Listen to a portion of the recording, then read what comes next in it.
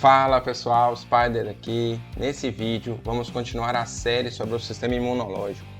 Vamos abordar as características e diferenças entre as respostas imunes inatas e adquiridas. Se você quer saber mais sobre as estratégias de defesa inatas que o nosso corpo vai apresentar, então fica comigo que logo após a vinheta a gente começa. Bora lá!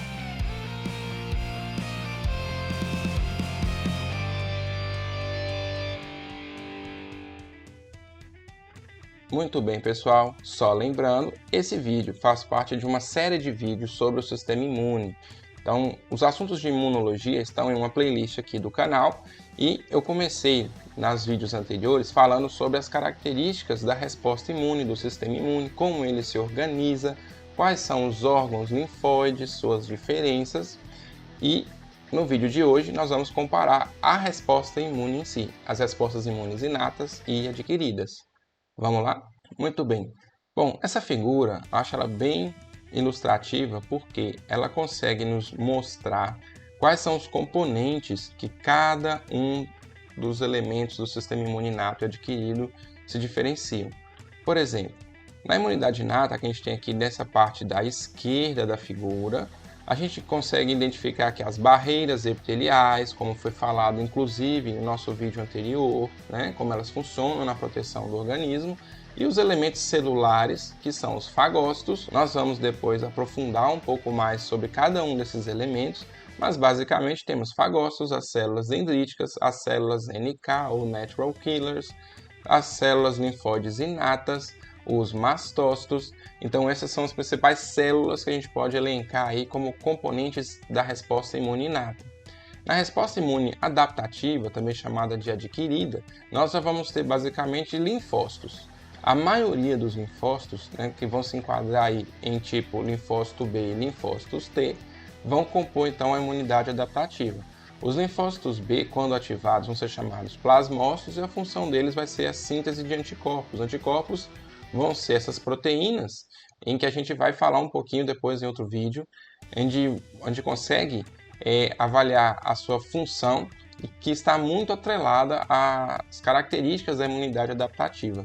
Também temos os linfócitos T. Essas células T também se diferenciam quando ativadas, se multiplicam, assim como os linfócitos B, e se tornam células T efetoras, que vão ter funções também muito peculiares, que também nós vamos falar disso posteriormente. Então, linfócitos B e T representam as células da imunidade adaptativa ou adquirida.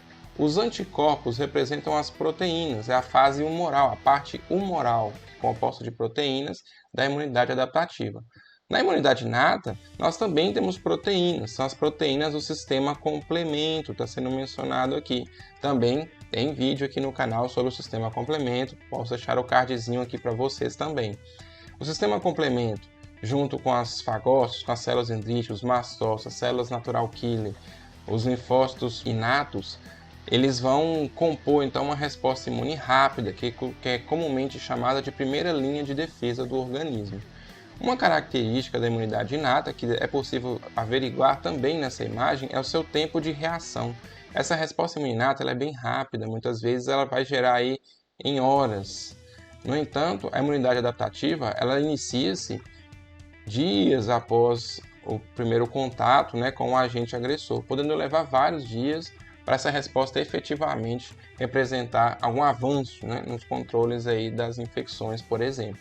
Então tem uma outra imagem aqui que a gente mostra como esses dois tipos de resposta imune interagem no aspecto de uma infecção. Aqui a gente tem um gráfico que mostra como a infecção se desenvolve, e aqui tem o curso temporal da infecção no eixo X, e o número de organismos. Isso mostra que quanto mais o tempo passa, a gente observa inicialmente um crescimento do número dos organismos infecciosos. E aí a gente vê que a resposta imune inata, apesar de não conseguir terminar, né, erradicar a infecção muitas vezes, ela dá uma segurada nessa infecção para evitar que o seu crescimento seja exorbitante. E aí, com o passar do tempo, com o advento, né, o surgimento da resposta imune adaptativa, da memória imunológica, a infecção vai sendo então controlada pelo sistema imune e aí o número de micro-organismos começam a diminuir até a infecção ser erradicada. Então, apesar de a gente falar separadamente da imunidade inata e da imunidade adquirida, é importante ter em mente que são componentes que se ajudam, que se relacionam. Eu costumo dizer, não existe uma imunidade melhor do que a outra, cada uma tem a sua aplicação e elas se complementam, ok? Então, é importante ter essa visão de que a imunidade adaptativa, apesar de mais lenta, ela vai ser uma imunidade que consegue muitas vezes ter mais especificidade, vai ser melhor no sentido de combater os micro-organismos com mecanismos mais eficazes. Aqui, por exemplo, tem uma tabelinha comparando os dois padrões de resposta imune. A gente tem aqui em relação a algumas características, por exemplo, a especificidade, a diversidade, a presença de memória, a não reatividade ao próprio organismo. E aí a gente tem aqui a resposta inata e adquirida sendo comparadas. Então, quem é mais específico vai ser a imunidade adaptativa, ela é mais específica. Quem tem mais diversidade, o que é isso? Quer dizer, consegue reconhecer muito mais micro-organismos de forma específica e gerar respostas mais especializadas também vão ser a imunidade adaptativa. Quem tem memória imunológica vai ser a imunidade adaptativa. Quem não reage ao próprio, os dois, tá? Tanto a imunidade inata quanto a imunidade adquirida não reagem ao próprio. Então a gente vai observar que o sistema imune tem um mecanismo de impedimento, de forma que não tenhamos uma reação do sistema imune contra si mesmo. A gente consegue, então, como eu falei no nosso último vídeo, nós temos como reconhecer o estranho. Então, a gente só gera uma resposta imune efetivamente contra algo considerado estranho.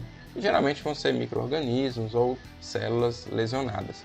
Em relação aos componentes, as barreiras, então, os componentes da resposta imune inata vão ser então, as barreiras, os epitélios, tá? Moléculas antimicrobianas, como eu falei no vídeo passado. Na imunidade adaptativa, os linfócitos vão estar presentes também nos epitélios, também como eu mencionei no vídeo passado. Os anticorpos podem ser secretados também, por exemplo, na saliva, na lágrima, como eu falei com vocês também no vídeo anterior. As proteínas que são secretadas relacionadas à imunidade inata vão basicamente ser representadas pelo complemento, mas temos várias outras que também serão mencionadas. Já na imunidade adaptativa, destacam-se os anticorpos. Em relação às células, na imunidade adaptativa temos os linfócitos e os fagócitos, células natural killer, células linfóides inatas, os mastócitos, as células dendríticas, vão basicamente representar a resposta imune inata. Então eu deixo para vocês aqui um casinho para discussão, eu sempre gosto de colocar questões. Esse problema a gente vai lê-lo aqui, tentar criar uma resposta para ele ao final desse conjunto de aulas que compara a imunidade inata e adquirida, beleza? Então vamos lá, temos WED, 33 anos, e GST, 26 anos, assistentes de prendeiro, comparecem ao hospital após lesão cortante decorrente de acidente de trabalho na obra em que trabalhava. Relataram que tentaram impedir o tombamento de algumas vigas antigas de ferro que estavam escoradas e acabaram se cortando no material enferrujado. WED relatou ter vacinado contra tétano há algumas semanas, quando admitido no emprego. GST não tinha essa vacinação específica. Ambos tiveram a lesão tratada e somente GST recebeu soro antitetânico. O gráfico apresenta os momentos da vacinação em A, que é esse ponto A aqui, e do acidente em B, em relação à titulação de anticorpos para as toxinas tetânicas. Então, elabore as curvas de concentração de anticorpos no soro desses pacientes. Então, a gente vai ter aqui duas curvas de dois pacientes, o WED e o GST, para esses anticorpos específicos aqui para tétano.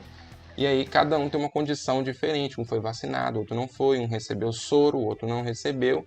Então, basicamente, eu gostaria que fosse feito na forma gráfica aqui, como é que está a quantidade de anticorpos no corpo desses dois personagens aqui que passaram por essas situações, beleza? Espero que ao final desse conjunto de vídeos que a gente vai ter sobre a imunidade inata adquirida, vocês consigam construir esse gráfico, beleza? Quando eu chegar lá, eu volto para a gente responder isso aqui ao final dessa discussão.